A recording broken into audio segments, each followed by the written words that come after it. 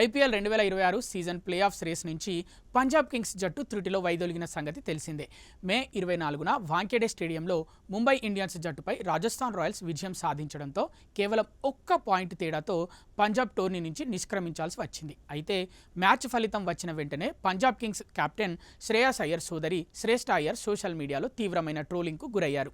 గతంలో ఆమె చేసిన ఓ పాత వీడియోను పట్టుకొని నెటిజన్లు దారుణంగా వేధించడంతో శ్రేష్ఠ ఇన్స్టాగ్రామ్ వేదికగా ఓ వీడియోను విడుదల చేసి ట్రోలర్లపై తీవ్ర ఆగ్రహం వ్యక్తం చేశారు.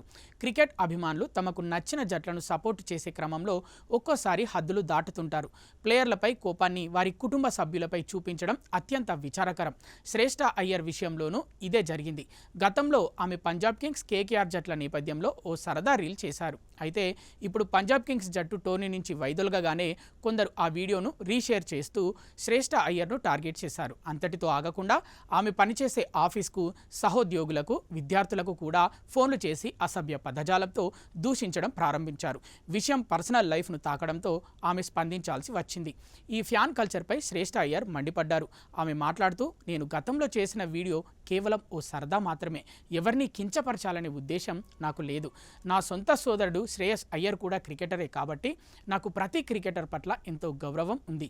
కానీ కొందరు హద్దులు దాటి నాతో పాటు నాతో పనిచేసే అమాయక ప్రజలను, విద్యార్థులను వేధిస్తున్నారు. ఎప్పుడంటే అప్పుడు ఫోన్లు చేసి మానసికంగా హింసిస్తున్నారు. అలాంటి వారిని చూస్తే నాకు జాలేస్తోంది అంటూ శ్రేష్ఠ అయ్యర్ ఆవేదన వ్యక్తం చేశారు. తనపై ఎంత ద్వేషం ఉన్నా నేరుగా చూపించాలని, కానీ సంబంధం లేని వారిని ఇబ్బంది పెట్టవద్దని శ్రేష్ఠ అయ్యర్ హెచ్చరించారు. నా తమ్ముడు గెలిచినా ఓడిపోయినా నేను ఎప్పుడు అతని పక్కనే ఉంటాను, అతని విజయాలను సెలబ్రేట్ చేసుకుంటూనే ఉంటాను అని ఆమె స్పష్టం చేశారు.